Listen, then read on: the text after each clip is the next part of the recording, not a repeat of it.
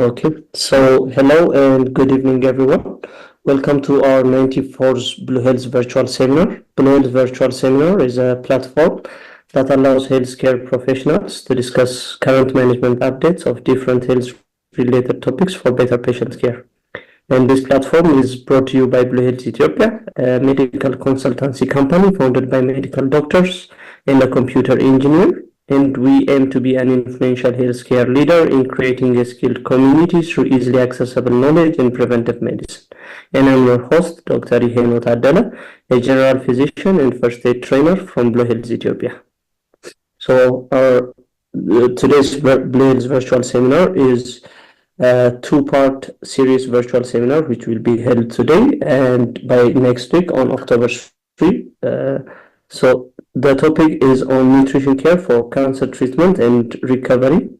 And today's topics will include on the importance of nutrition care during cancer treatment, managing nutrition-related side effects, and calculating calorie and protein needs. So to give you a brief background on our presenters, Stephanie Maxson will be the presenter, and she earned her master's degree in clinical nutrition from Pasteur University in Seattle, Washington, and she is a registered dietitian at the United States. She has worked with cancer patients of all ages at several hospitals, including MD Anderson Cancer Center in Houston, Texas. So the seminar will be moderated by Dr. Magdas Makoni. Dr. Magdas earned her medical degree from St. Paul's Hospital Millennium Medical College. She also has a double master's degree with a master's in public health and master's in health sciences with a concentration in public health nutrition. So Dr. Magdas and Stephanie, the stage is all yours. Thank you. Thank you very much for the invitation to present to you tonight, and thank you all for attending. I hope that you learned something this evening that you didn't know before that will help you in your work with cancer patients. You may notice I'm not feeling my best today. I've got some kind of a virus, so my voice isn't excellent. I greatly appreciate Mektis. She's not only our moderator, but she's going to present half the material tonight. But actually, she has the cultural competence to present to you in a way that will hopefully be more meaningful for you. So I think it's working out great. Let's see. Oops. Okay. So you've already introduced us. Thank you for that.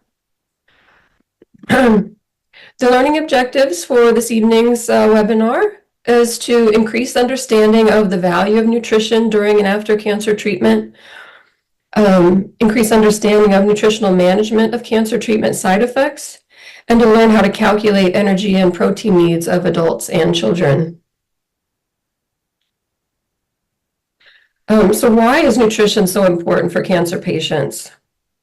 Adequate nutrition is required to maintain muscles and sustain energy through treatment. Loss of lean muscle delays wound healing and recovery. The more energy patients have and the faster they recover, the better their quality of life. Good nutrition also helps to prevent vitamin and mineral deficiencies, and it's especially important in children for supporting normal growth and development. All right, and Mektis is going to take it from here with the nutrition-related side effects. Okay, thank you, Stephanie, and good evening, everyone. We'll continue with nutrition-related side effects. And when we think about preparing this webinar, the most important thing that is a motivation for me, especially, is in Ethiopia, nutrition is not given the necessary attention, especially in cancer patients. While as practicing in oncology unit at St. Paul Hospital Millennium Medical College, most patients actually ask us what can I eat? But the most our answer was kind of you can eat whatever you get. It has to be clean, but eat whatever you get. So, but this is not the appropriate answer for patients, and nutrition plays a much role in the treatment process. So, saying so, when I go to the important side effects and how can we treat them with nutrition. Can you move to the next slide? Yeah.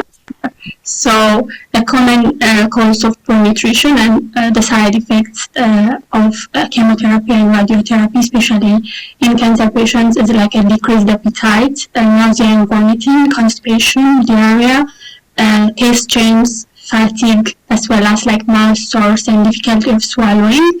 Like I'm rushing all the side effects because we'll see in detail separately each point.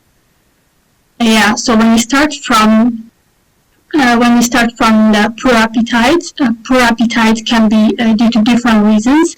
The main causes can be the disease itself, and others can be like chemoradiotherapy, different types of medication that are taken by the patient, and pain and depression as well. So what can we do for poor appetite? Small and frequent meals throughout the day is important. And the other thing is to avoid large volume of liquids while eating, because while taking fluids, the stomach is distended and our brain can differentiate between fluids and foods. So when the stomach is distended, our brain thinks that like, okay, the person is satiated, so he or she has to stop eating, but this is not correct, right? The fluids can't replace the calorie that can be gained from different food items.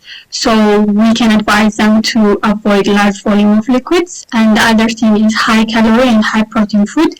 Even if the patients are taking a small amount or quantity, if that small amount of food have high calorie and high protein, that might be enough to for the normal function of the body. The other thing is like to choose low fiber foods because high fiber foods make our body to be satiated very quickly, and also it takes a longer time for digestion. So during poor appetite, like using or eating low fiber foods like white rice, white bread is very important. And with the same reason, eating blended foods also help to alleviate this problem. The other thing is physical activity. So when there is increasing physical activity, it also helps like to increase bowel movement. So if there is increased bowel movement, that means it helps the patients to have a good appetite and to eat more. The next thing is nausea and vomiting. This is also the most common complication, especially on patients taking chemotherapy. So the small and frequent meals again helps here as well. The other thing is to sip on clear and cool drinks can also be advised for our patients. The other thing like ginger and lemon are very important home remedies, and I was thinking like our forefathers are really smart because like I think most of us know that like people who have this kind of motion sickness, they smell lemon, right, while going on a bus. So it has a kind of scientific background as well. So lemon and ginger really helps. They can drink it like boiling it with water, or they can even smell the lemon. The other thing is to avoid febrile food, especially during vomiting episodes, because the patients might associate their vomiting with the febrile food, and they might avoid those foods subsequently. So it's smart to avoid this kind of foods during nausea and vomiting episodes. The other thing is like prescribing appropriate anti-nausea medicines, like it can be Plavil or ondansetron. If there is any other strong anti-emetic drug, it's also wise to prescribe those drugs, because the patients should have relief of all these symptoms, and also to advise the patients to take the medication even if they don't have the nausea and vomiting. For example, if we are prescribing them Plavil TID, so they should take 3 times a day even if they don't have vomiting, because if they discontinue in the middle of the day, they might have the vomiting during the night time. So it's not only when they have the vomiting, but it should be taken as not as a PRN base, but as a TID dose. The other thing, there are foods that should be avoided because they might worsen nausea, like greasy and high-fat foods, let alone for patients who have this nausea and vomiting and who are taking chemotherapy. For normal individuals also, greasy and high-fat foods they can exacerbate nausea, so it's better to avoid them. And high-fiber food, as I mentioned earlier, they take like longer period of time for digestion, so should be avoided during nausea and vomiting. And spicy food are also the same, which are better to be avoided. Foods that are better tolerated, like blended fruits and soup, and also dry foods like crackers and popsicles. Popsicles are what we call barado or gelatin in Amharic. So like we're not saying that like we have to advise the patients to buy like these popsicles from the street, because it might not be healthy, and especially for patients who have neutropenia, it might exacerbate like infection. But we can advise them to prepare it at home because it can help them with the hydration, as it has a high water content, and also to restore their electrolytes.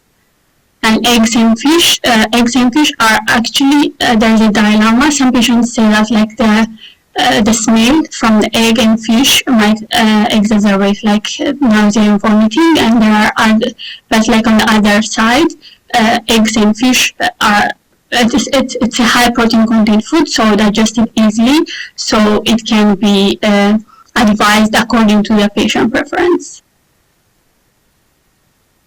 So the other complication is constipation. So during constipation, we advise patients to drink more fluid, as we all know, and also high fiber diet, in contrast to the previous two symptoms where we advise low fiber diet. Here, a high fiber diet has a high importance, and to avoid foods that worsen constipation, like eggs, dairy foods, beef, and fried foods. Fried foods, for example, it has like a high fat content, and the other mentioned foods like egg, dairy foods, and beef, they have a low, they have a kind of a low fiber content, so they might worsen constipation. And staying physically active throughout the day is really important to avoid constipation, because as I tried to mention earlier, during physical activity, the blood flow to the bowel wall increases, so that means like there is increased bowel movement. So for patients who have ECOG 1 and 2, like if their functional status is really good, we advise them to do physical activity. It can be like walk for 20 to 30 minutes, but if their ECOG if their ECOG level is like 3 or 4, they might not tolerate like movement, so we might advise them like to move their hands and legs. Even if they are not able to move their body parts, the care providers or the attendants can move their legs and hands, so that like it's a physical activity, so it might help to alleviate constipation symptoms. The other thing is diarrhea. So during diarrhea episodes, to drink plenty of clear fluid is really important. It can be water or apple juice, or it can be broths, as well as other electrolyte drugs. But the most important thing here is to avoid foods that might worsen diarrhea. For example, like it can be high fat and deep fried foods and high fiber foods. I tried to mention earlier, right, during a constipation, high fiber food help to lose the stools. So during a diarrhea, we don't want this because it might exacerbate the symptom. And gas-causing foods like carbonated drinks, the brassica vegetables. Brassica vegetables are those the cabbage and broccoli and others in that family, and gum as well. They are gas-forming, so they might be staying the bowel wall and exacerbate like loose stool and diarrhea. The sugar alcohols like sorbitol, xylitol, and mannitol, they might cause osmotic diarrhea because they are sugars, and water can follow the sugar and lead to diarrhea, so it's better to avoid them as well. And foods that are better tolerated, for example, like high sodium foods like crackers, broth, soup, and also like sport drinks. Sport drinks are those which contain like water, electrolytes and also carbohydrates. They have high potassium and high sodium content, so they can be taken as during a diarrheal episode to treat the hypokalemia that the patient might face.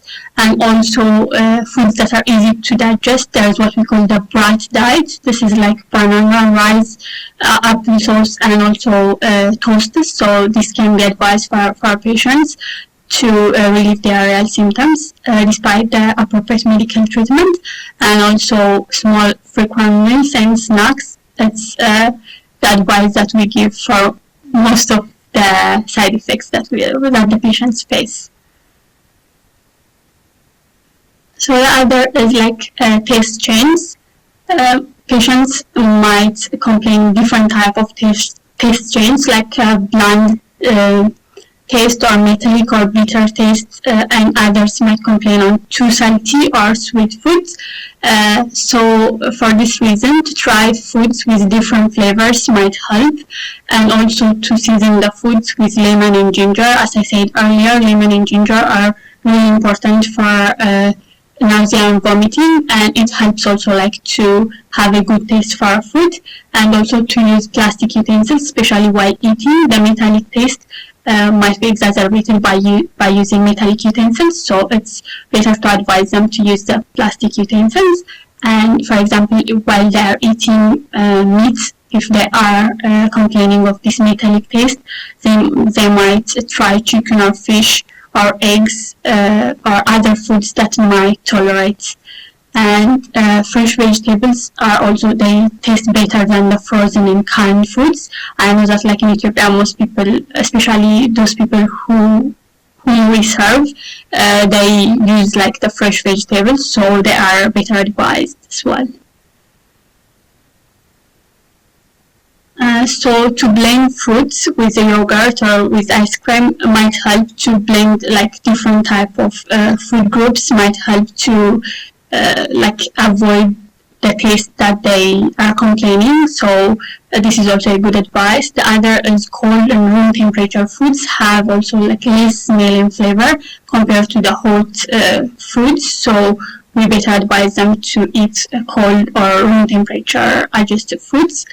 And to manage the bad taste in the mouth, the first thing that the patients should do is to keep their mouth clean, to brush their teeth more often than they do previously during this kind of episodes, and to rinse their mouth with solution of salt and baking soda as well, and to suck sugar-free lemon candy or mints, and if it's available, ginger candy can also help them.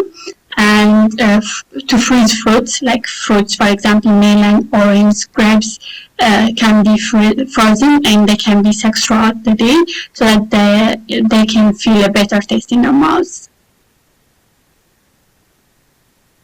So the other complaint is dry mouth, especially for patients who took radiation for head and neck cancers. The radiation might affect the salivary glands, so they might complain with dry mouth. And the most important thing that we have to advise here is to avoid hot and spicy or acidic foods, and also foods that are hard and dry, because while eating dry foods, we need more saliva, right? So the patients might suffer from more dryness. So it's better to eat foods that have high fluid content, and also to avoid alcohol, smoking, and chewing tobacco. For sure, we have to advise this for all patients who are taking chemotherapy. Not only for patients who are taking chemotherapy, it's better to advise for all patients, as a preventive measure, but especially during this episode, it might exacerbate their symptoms, so it's better to make sure and to advise them repeatedly. And the other thing is, as I said earlier, to drink more fluid throughout the day, and also to eat more fluidy kind of foods. It can be bruised soup, or it can be yogurt as well. And the other thing is, dry mouth is a really important cause for other complications, like it can be dental cavities and also periodontitis. So it's better to advise earlier than to treat the complication later. So all these things might help us to prevent dental caries and infections. And as we all know, especially infection in a cancer patient is really tough to treat, so it might end up with sepsis. So it's better to advise them early at this stage, at the stage of dry mouth. So as we have said earlier, to rinse the mouth repeatedly, as we have discussed, for patients who have taste change, and also to consume more liquid meals, and also to suck sugarless candy or gum also helps for alleviating dry mouth symptoms. And also if the symptom is like more worse, and if it might deserve like artificial saliva, and if there is available, we can prescribe them artificial saliva, and also we can advise them to moisten their lips with it can be cocoa butter, lip balm, or Vaseline. So the other is mouth sores. Mouth sores can also be a complication after dry mouth, or it can be a symptom by itself. So to eat soft and bland foods, like it can be creamy soup, oatmeal, noodles, cheese, yogurt, might help. And also cured and liquid foods may be easier to tolerate during mouth sores, because if you have ever like treated or faced patients who have mouth sores, they avoid eating because the pain is like really severe. Sometimes they can't even swallow their own saliva. So it's appropriate to give them a better nutritional advice so that they might not end up in malnutrition. The other thing is to eat high protein food for wound healing. Here, it's not protein is important for wound healing, but when we advise, we have to think about the other factors as well. For wound healing, as we all know, protein is really important, but also there are other nutrients, especially the micronutrients, right? The vitamin C and copper are really important during wound healing because they are essential for collagen production. So to think all of these things is important to give a holistic kind of nutrition advice. And the other is like to drink liquids and pureed foods through straw, because when they use like a straw, it decreases the food remnants that remains in their mouth, so it might decrease their symptoms.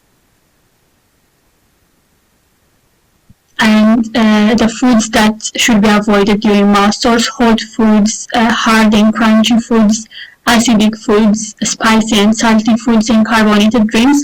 All this can increase their symptom and the severity of their pain. So it's better to avoid all the food types that are mentioned here. And to rinse the mouth several times daily also helps them, because it avoids any food remnants in their mouth. And also pain should be treated appropriately. As I said earlier, sometimes the pain can be so severe so they can't swallow their own saliva. So appropriate kind of pain treatment should be given.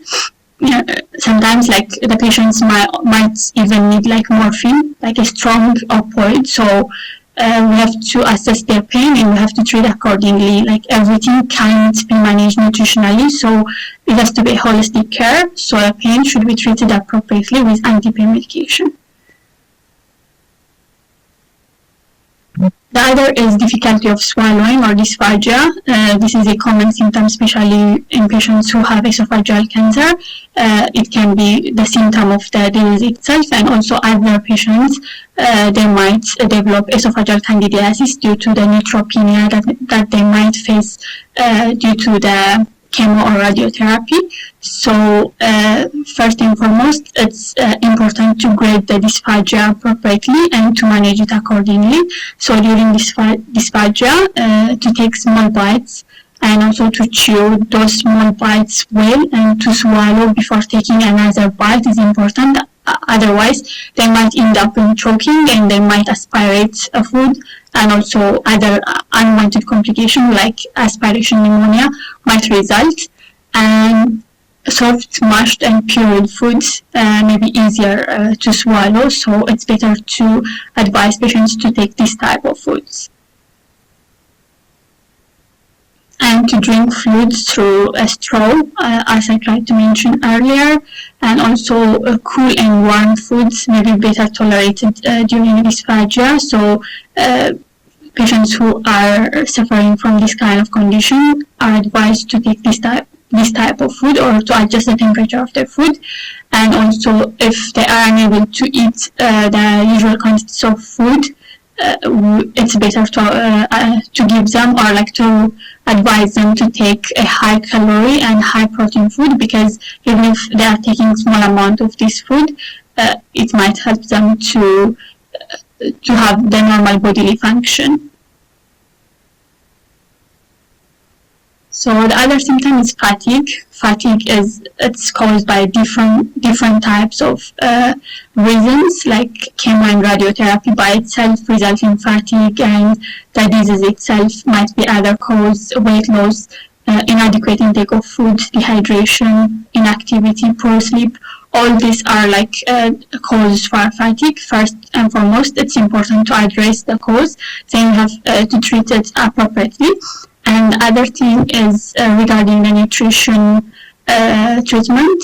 To eat small and frequent meals is important at this time, and high calorie and high protein food is also important with the reason that I mentioned earlier, and to increase calorie intake, especially to stabilize weight might help to relieve the fatigue symptoms. And as I said earlier, dehydration is one cause of fatigue, so it's really important to make sure that the patients are drinking appropriate or enough amount of water daily.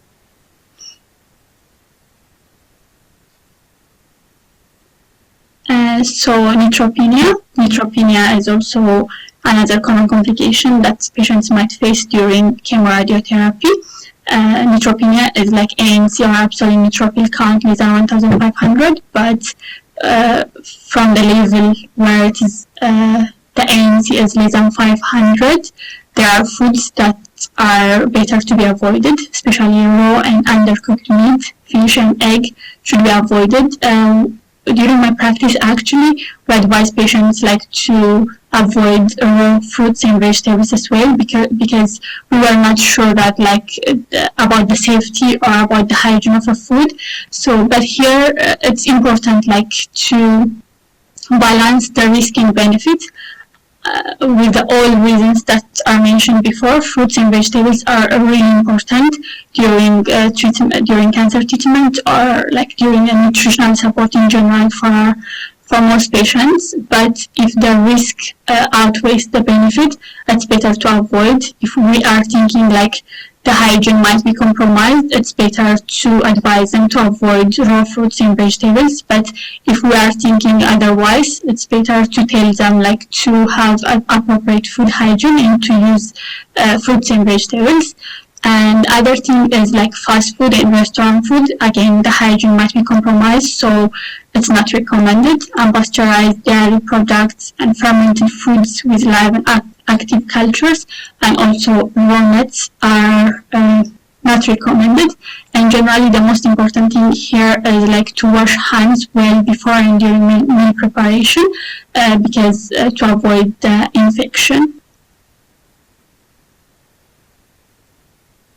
So the next part will be presented by Stephanie, and thank you so much for your time. Thank you, Magdis. That was excellent. Really appreciate your help tonight. And I apologize for my voice. When I come back in 2 weeks, hopefully I will be much better. Okay, so now we're going to look at calculating calorie and protein needs. We're going to look at adults and children. And this might feel like a quick review, so yeah, definitely bring up questions if there's anything that wasn't clear. Okay. So many patients lose weight as a result of nutrition side effects, as Mektis just presented. And loss of weight and muscles can cause fatigue. It can interfere with healing. suppress the immune system, and increase recovery time. Some patients may gain weight, especially those who are taking steroids or hormones as part of their therapy. But research shows that significant weight loss or gain may negatively influence treatment outcomes. So when we're talking about adults, we're caring for adults, the aim is for weight maintenance during treatment. And this is also true for patients who are overweight, because research also shows that overweight adults who lose weight during cancer treatment are more likely to lose muscle rather than fat. So if there's a goal for weight loss, I recommend pursuing that after treatment is finished. All right. So the total energy and expenditure of cancer patients is most often similar to healthy adults. While cancer patients may have a little bit higher metabolism, they're also most likely going to be less active, and so it balances out to be about the same. And that's estimated to be 25 to 30 calories per kilo per day.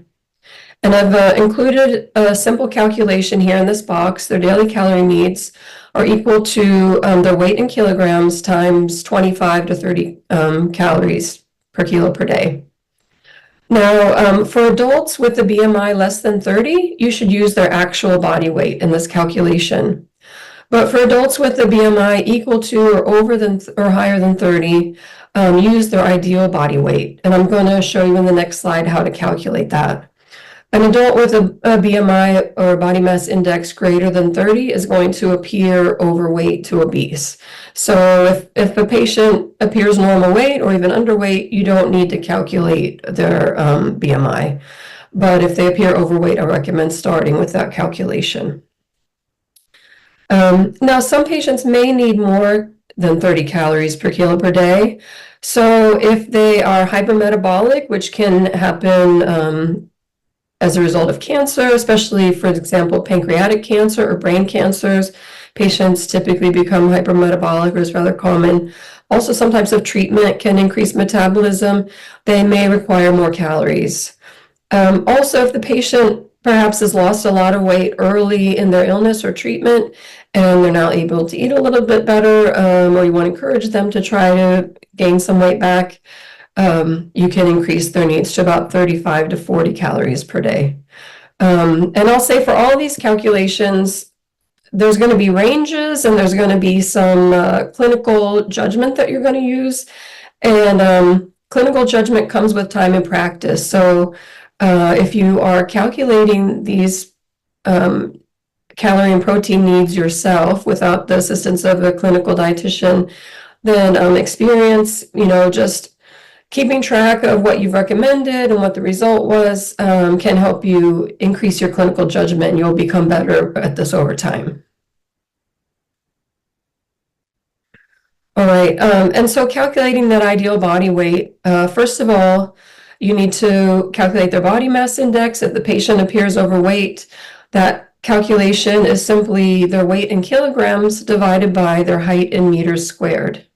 And if that number is 30 or higher, then you're going to calculate their ideal body weight using the equations in the table. There's a different equation for males and females, and you just simply put in their height in centimeters, do the calculation, and that will give you their ideal body weight, which you're going to put back into this equation, put their ideal body weight in place of weight.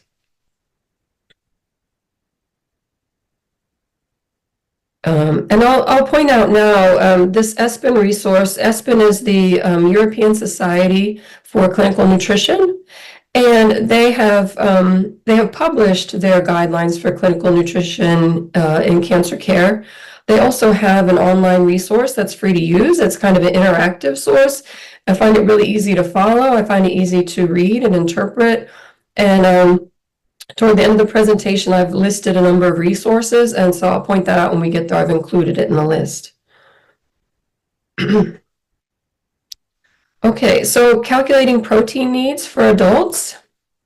For all adults with cancer, the recommendation is 1 to 1.5 grams per kilo per day. Again, this comes from ESPEN, and this is higher than what's recommended for a healthy adult. Again, it's a simple calculation, multiplying their weight in kilograms times that 1 to 1.5 grams per kilo per day. In the case of protein, you do not need to adjust for body weight. So it's going to be the same recommendation regardless of whether they are overweight or not. However, if the person does have a BMI over 30, consider using the lower end, that 1 gram per kilo per day. Also, if a patient is hypermetabolic or you're trying to support some weight gain or muscle gain, consider increasing up to 2 grams per kilo per day if medically appropriate. And this is a good time to add all of these recommendations are based on nutrition advice. So if a patient has some type of kidney disease, for example, it may not be appropriate. And there you need, again, use your clinical medical judgment of what's appropriate.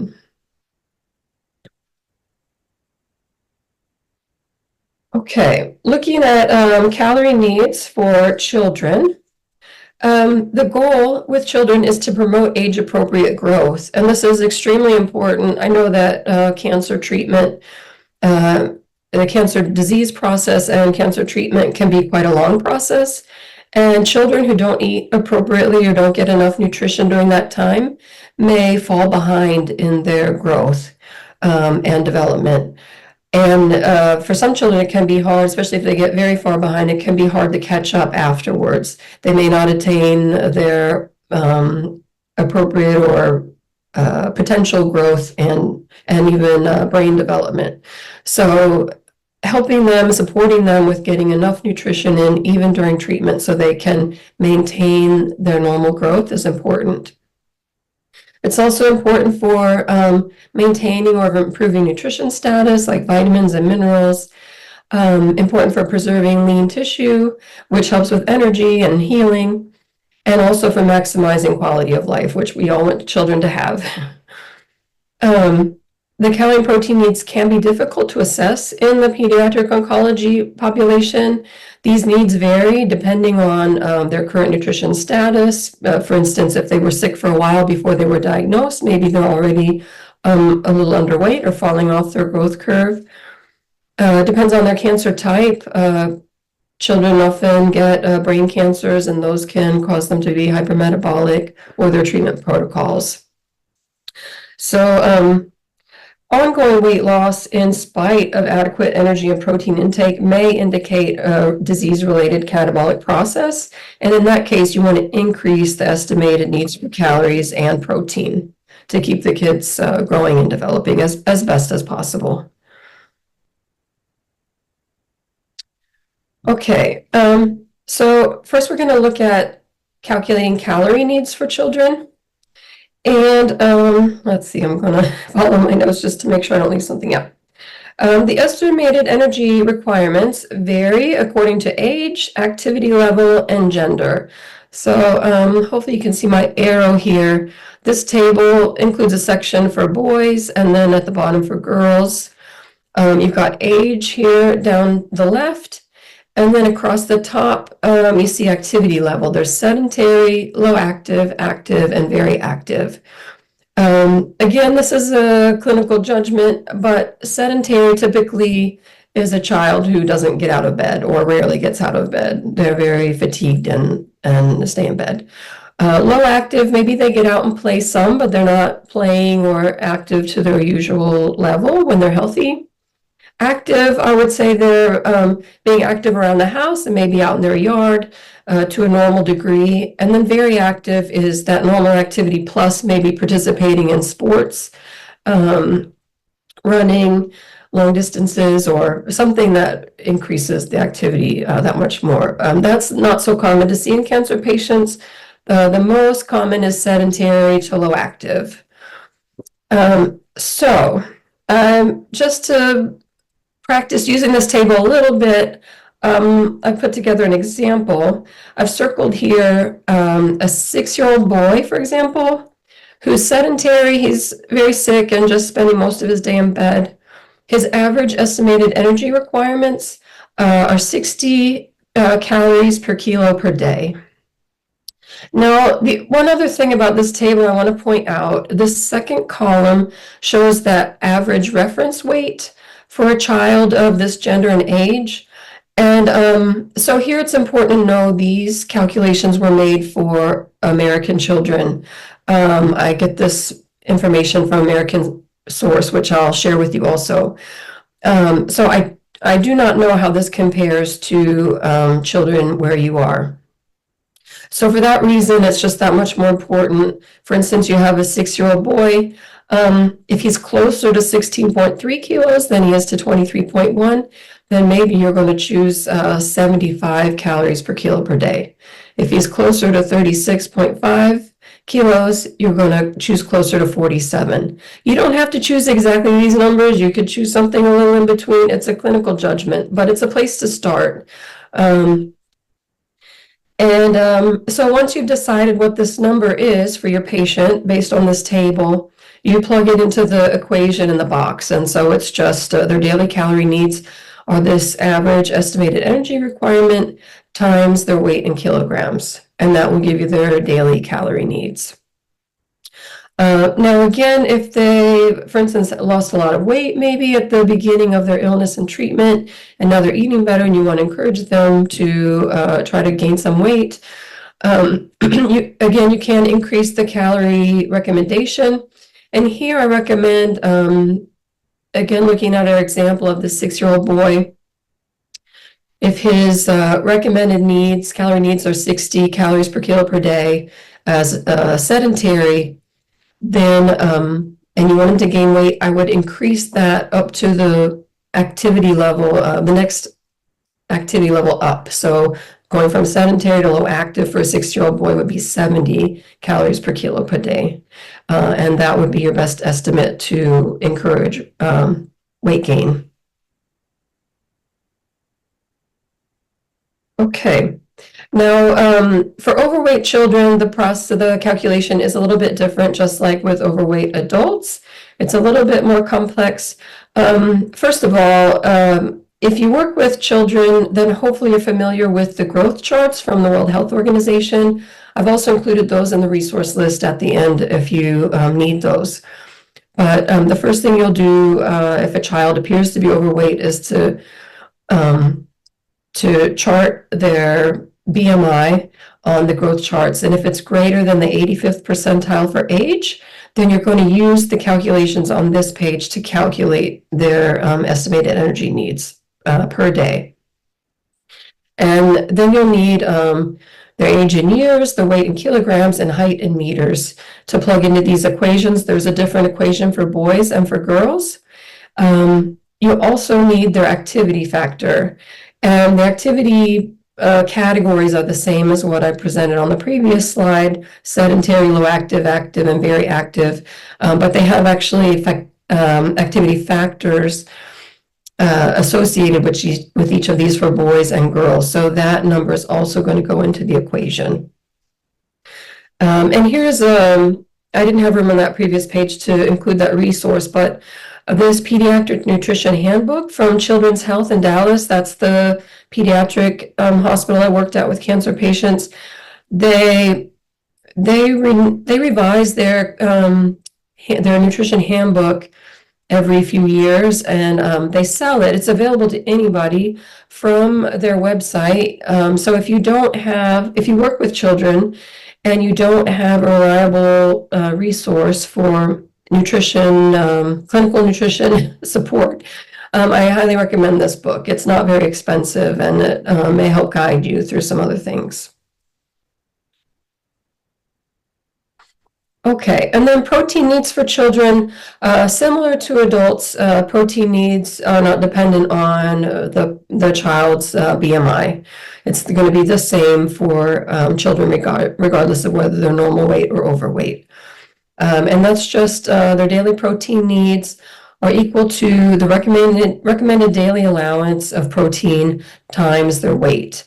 Now, looking at the table to the right, the recommended daily allowance for for protein for children varies depending on age. So you need to check out the age in the left-hand column, and then you'll use the RDA in the right-hand side. So for example, that 6-year-old boy is going to need about 0.95 grams per kilo per day, multiplied by his weight.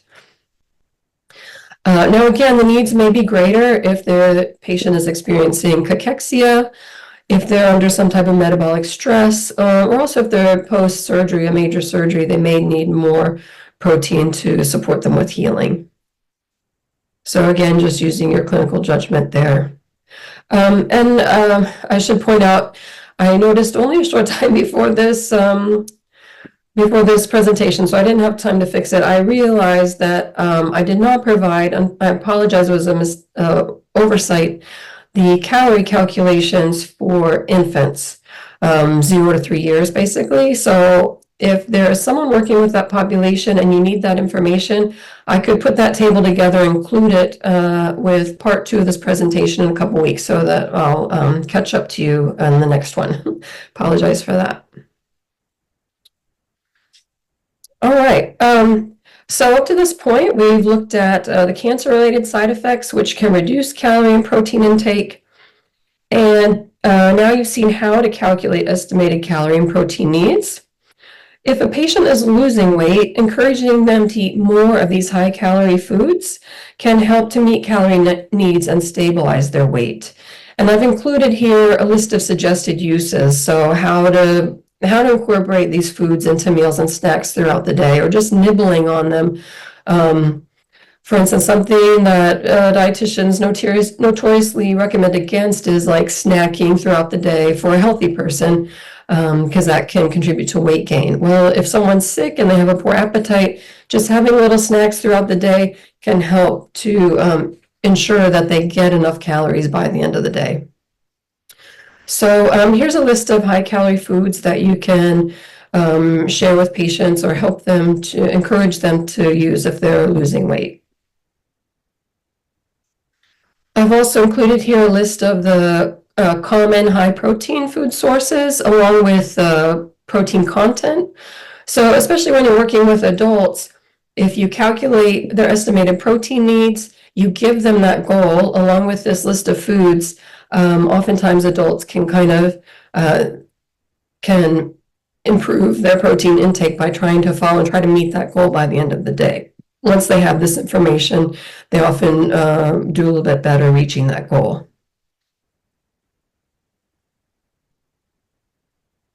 Okay, so we're coming toward the end of the information that we prepared for tonight. I apologize.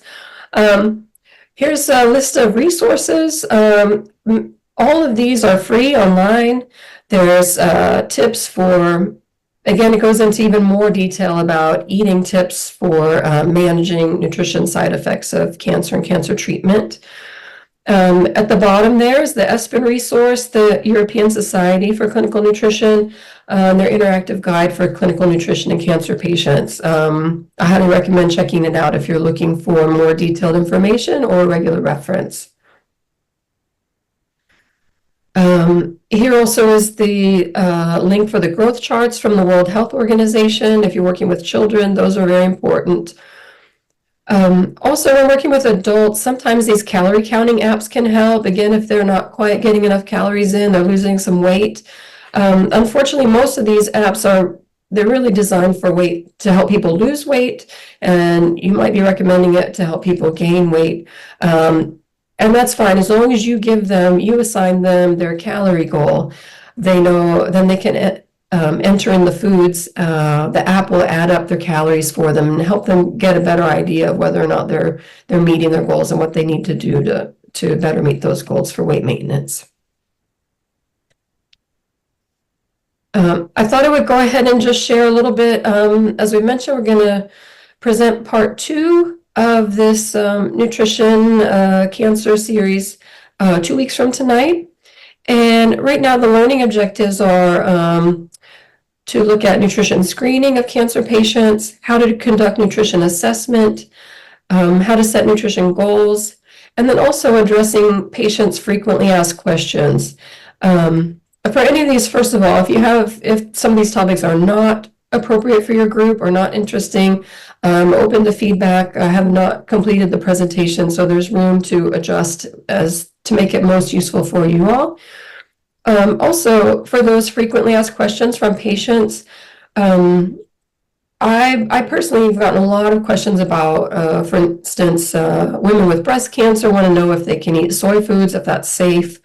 People asking about intermittent fasting, does sugar feed cancer? These are some of the like really common questions. Maybe you get very different questions, so I'm very open to hearing your ideas as well. So if you have any suggestions, feel free to put them in the chat. Maybe you can send them to the event organizer and he can pass them along to Mektis and I too, and we'll do our best to address your interests.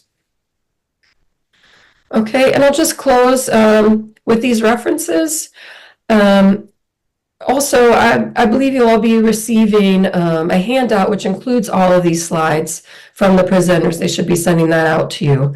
But if there's any concerns about that, feel free to let me know. Thank you very much. All right, thank you very much, Stephanie. So it was an interesting presentation and insightful as well. So we can move on to the question and answer section. Oh, great. Okay, I'll put this back. Okay, let's see. Sorry. No problem. Okay. So, yeah, we'll take your questions from the chat. We'll just start at the beginning. Is nutritional selection Possible in all cancer patients? I'm not sure I understand the question. Is nutritional selection possible for all cancer patients, I think? Okay. Can you explain what you mean by selection? I don't know if the person who asked the question is still here. So as a Fasunta, you can modify your questions in the chat box. We can move on to the next question. Okay, great. Yeah, if you want to modify your question, explain it in more detail, we'll come back to it. Okay, there's a dietitian student.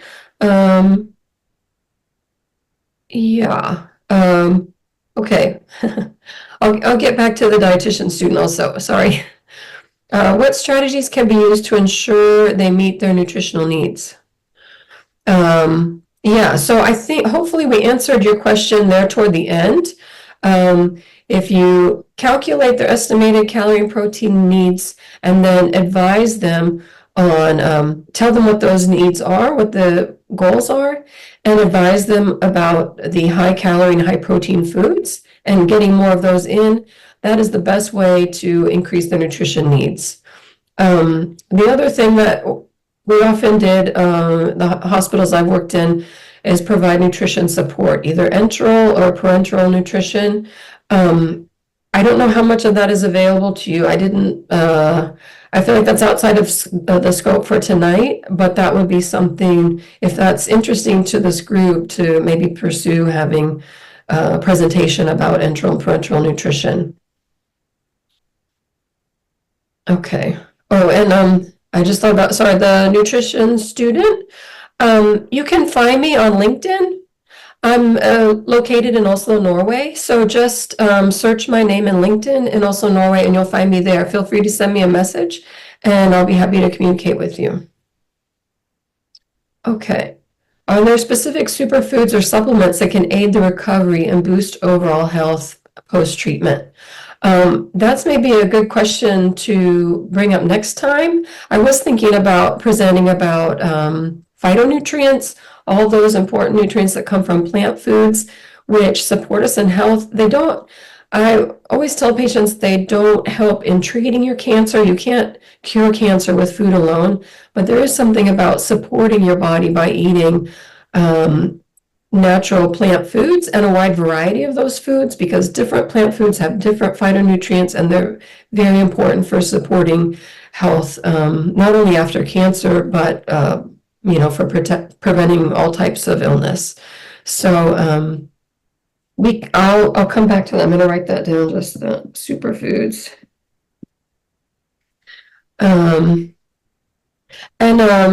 I guess the other thing that can help with calories and protein that we haven't really talked about if a patient's having a hard time eating, but Mick just said that you do have access perhaps to Ensure, those liquid nutrition supplements. So if you have access to those and you can get those for your patient, they provide protein and calories and vitamins and minerals in a nutritionally supportive way, and that can be a good way to help someone, especially someone who really can't eat solid foods if they're being treated for throat cancer, they're really having trouble swallowing. That can be one of the best things. Also, sometimes young children, if they just won't eat, they might drink a sweet shake, and if you can give them a shake that's nutritionally complete, that's going to be the best thing for them. So that would be another kind of supplement that could help. Oh, thank you. I'm glad this was, I see that people are commenting that they found this helpful, so I'm really glad to hear that. Let's see. What is your recommendations in combination, like high calcium rich diet with iron containing diet regarding absorption? Yeah, that's interesting. There is a concern with iron can inhibit calcium absorption.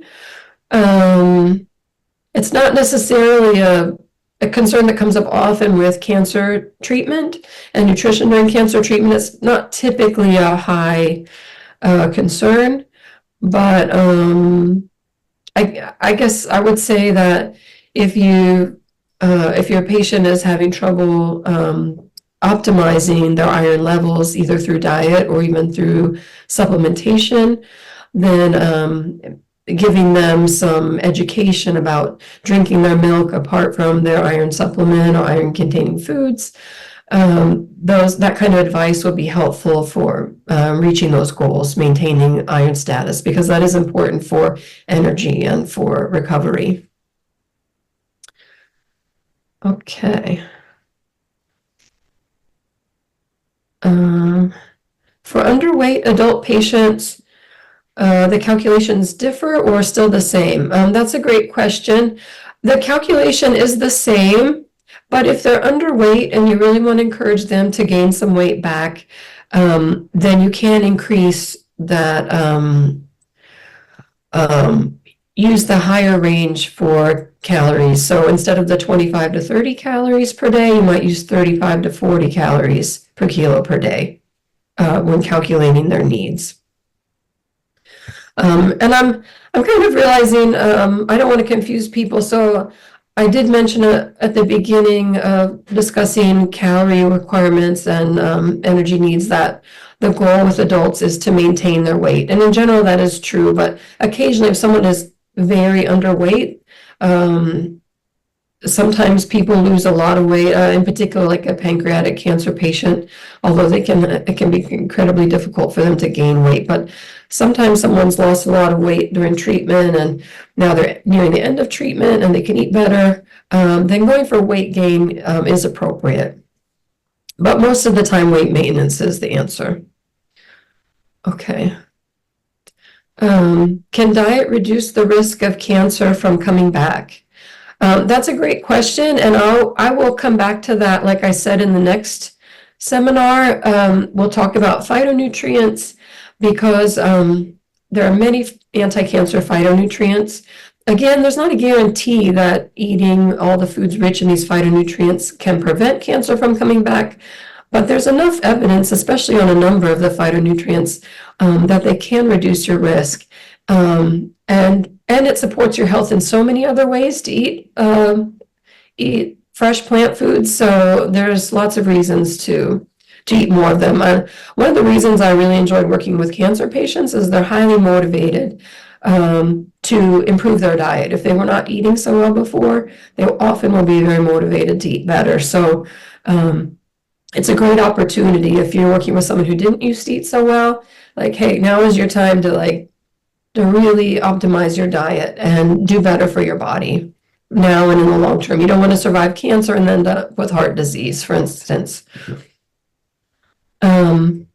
Okay, what medications can you use for vomiting in children with cancer?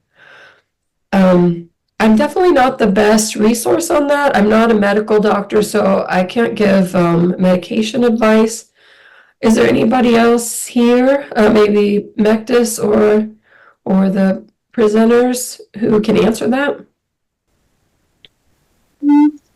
Actually, like, I don't know the setup here or in US, but in Ethiopia, like, I know in children as well, we use the medications, but like we can adjust the dose according to their age. Most of the medications are like adjusted based on their weight for children, so it's wise to use the same medication, but which is adjusted dose. So we can use, we were using the same medications with the adjusted dose for children as well. Great. Okay. Yeah. I think that's generally my experience. Their medications are pretty similar. Great. And that's something, I don't know how closely you work with your pharmacist, but usually they're a great resource for those questions also. If you're new to cancer treatment in children and you're not sure which medications are appropriate, check with your pharmacist. Apologize. Okay. Line. Important. Okay. Significant importance in chemotherapeutic drug taking. Okay, I think that's just yeah. I really appreciate your comments that you got something out of this. That's helpful to know. You're a new audience for me, so it's good to know I'm providing useful information. Okay, I could provide my LinkedIn profile in the link. Let's see. Oh, let me write that down so I don't forget. I'll try to do that at the end so I don't get off track of the questions. High fiber foods aggravate nausea and vomiting, and the other side, you advise those food. How to manage it. Let's see. So, actually, I can answer the question. Thank you. The thing is, like, high fiber food is not like recommended for nausea and vomiting. We advise high fiber food for constipation, while low fiber food is advised for nausea and vomiting. As explaining like repeatedly, because high fiber foods, they take time for digestion, and also they make the patient to feel satiated. They aggravate nausea and vomiting. So we are advising low fiber food for nausea and vomiting. I think you get my point. That's a question from Samson, and please feel free to ask if you have any other question or if you didn't get my point. Great, thank you, Mectis. Which is the best food for cancer or best nutritional foods? There's not anything that's the best, but minimally processed food is going to give you the most nutritional value, especially for people who are eating less than normal. The more vitamins and minerals and protein they get from their food, the more supportive that is of their health and recovery. So, yeah, choosing more freshly prepared foods rather than packaged processed foods is going to be most helpful. And then all of those plant foods. Thank you for the seminar. Okay, great, thank you. Can avoiding foods rich with carbohydrate interfere with the growth and spread of cancer cells? Yeah. And is there any specific type of diet that targets and slowing down the growth of cancer cells? These are really great questions, and I think it would be good to address this in more detail in the next seminar, if that sounds helpful. I'm going to put, it's kind of related to the sugar feed cancer. That's how it always tends to be summarized on the internet, unfortunately. But yeah, especially simple carbohydrate foods, processed foods. So sugar, carbs, and cancer. Okay, and diets that slow the growth of cancer cells. Not really, but there's one interesting suggestion around chemotherapy time, and I'll go into that in more detail next time too. It's too much to get into tonight.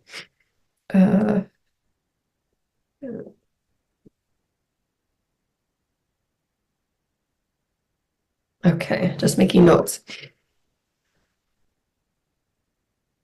What role does parenteral nutrition have and its side effects?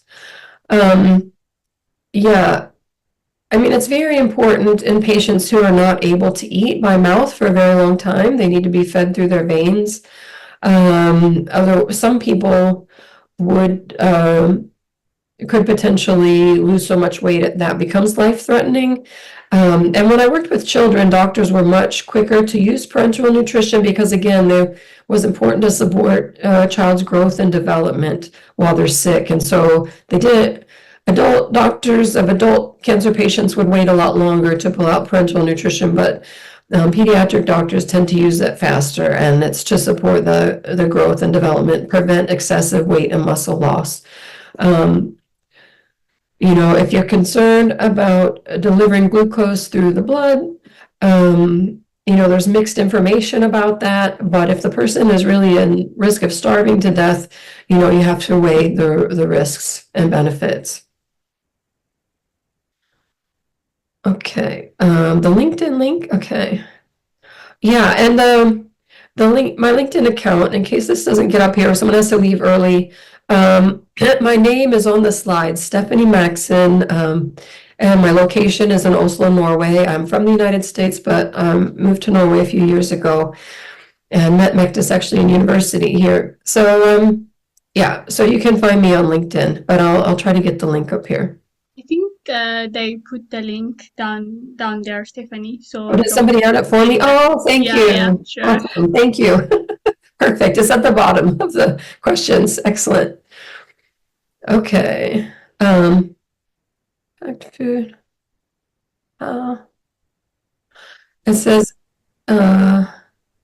There's one last question. It says, every packed food has more sugar content.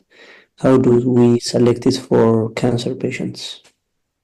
okay, I think maybe you mean packaged foods, perhaps, like processed foods that come in a package. Yes, I think it's... Yeah, okay. That's great. Yeah, depending on what the food is, it may have more sugar. If it's canned vegetables, for example, it probably does not have more sugar, but something like, I don't know, store-bought bread or crackers may have a higher amount of simple carbohydrates or sugar. So again, I think it's a weighing the risk and benefits. If a person is eating really well, they have a good appetite, they're not having any side effects that stop them from eating, then you want to encourage them to eat as few processed foods, packaged foods as possible. If they're having trouble eating, if a person is terribly nauseous and the only thing they can tolerate is white crackers from a box, it's better that they eat those crackers than eat nothing. So you have to balance the risks and benefits. So I hope that makes sense. But even in that case, you know, maybe you want to encourage them not to eat cookies that have a lot of added sugar, but maybe just crackers that are simple starches without actual sugar added. That could be done. But at the end of the day, if they're really having trouble eating and they're losing weight, it's whatever they can eat. And usually that's for a limited amount of time. So it's just important that they eat. Okay, here's a question for the organizers. How will the CEU certificate be issued? Oh, I see you've answered it online or on the chat. You need to pass the quiz. Okay, I'll skip over that. Okay, I don't see any more questions. So yeah, you have addressed almost every question raised in the chat box. Yeah, oh, there was one at the beginning. Let's see, did they? No, I don't see any. They have not updated. Okay. Okay. So yeah, we can end the seminar right now. So, okay. Thank you very much, everyone, for your attention, for your feedback.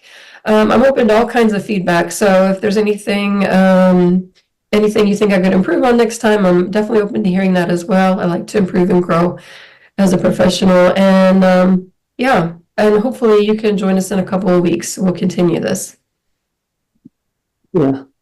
Thank Thank you you very very much, much. Stephanie. Thank you very much, Blue Health team. Everyone, thank you for attending the webinar. We're glad to have you here. Thank you so much. Yeah, so thank you very much, Stephanie, and also Dr. Maklas. On behalf of Blue Hills Ethiopia and all our participants, we would love to thank you for taking the time to present on our platform. It was an important topic since cancer diagnosis and cancer patients are currently on the rise in Ethiopia. This surely will have an impact on improving the quality of life as well as the treatment for the patients and also the healthcare providers. So we will be seeing you in October 3 after 2 weeks for the next presentation on the part 2. Yeah, right? Yeah, thank Yes. you. If you have any feedback for me about the content that you'd like to hear, if it's different from what I've suggested, please let me know. All right. Thank you very much. Yeah. That was Stephanie and Dr. Nicholas. So if you have anything that you would love to address or any other closing remarks, let me give you the chance one more time and you can end. Thank you.